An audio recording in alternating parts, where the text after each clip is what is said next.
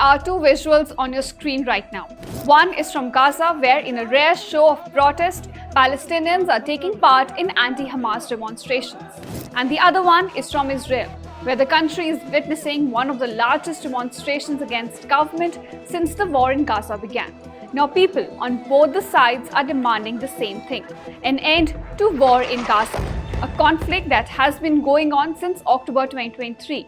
A conflict that has led to loss of lives of 50,000 people while displacing millions. A conflict because of which some hostages are still trapped in Gaza, and a conflict that continues to wreak havoc with Israel renewing its military operation. Let's look at Gaza first. After days of suffering, hundreds of Palestinians are now out on the streets in northern part of the enclave. Demonstrations were reported in about 3 areas, including Jabalia, Beit Lahiya, and even Khan Yunis. Now Gazans are demanding that Hamas should step down from power. Rare chants claiming that Hamas is a terrorist organization were heard in the protest.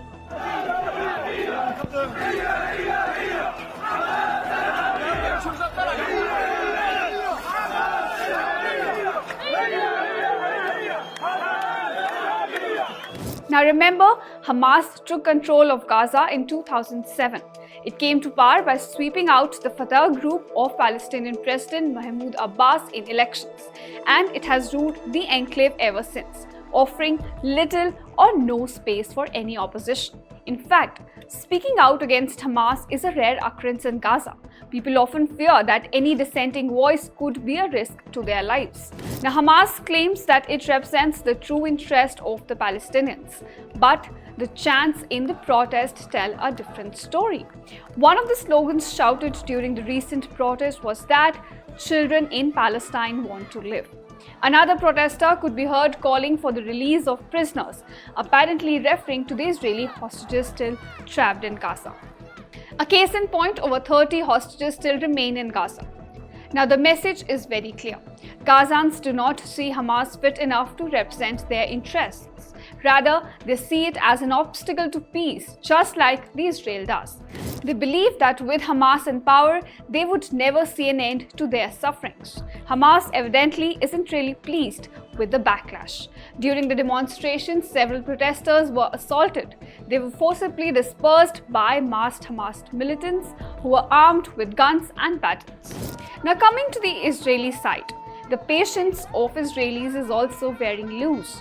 They have been coming out on the streets ever since the war began, but with the ceasefire getting breached and fighting resuming in Gaza now, the future of remaining hostages has come under risk, and this is not sitting well with the Israelis. Moreover, opposition to Prime Minister Benjamin Netanyahu's war strategies is also reaching its peak. Some people accuse Netanyahu of prolonging the war for political gains, while others oppose his recent actions, and this includes firing of the chief of Shin Bet intelligence service, his push for overhauling the country's judicial system, and use of brute force against protesters. This frustration is now being displayed in the form of anti-government protests across Israel, and the demonstrations show no signs of stopping.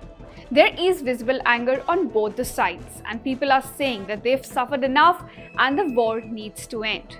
The question is, will Israeli leaders and Hamas come on the table to negotiate again? Or will the masses keep on suffering as Hamas continues to exploit its hostage diplomacy? Thank you so much for watching this video with me, Ishita Mitra. Stay tuned to India Today Global, where we simplify geopolitics for you.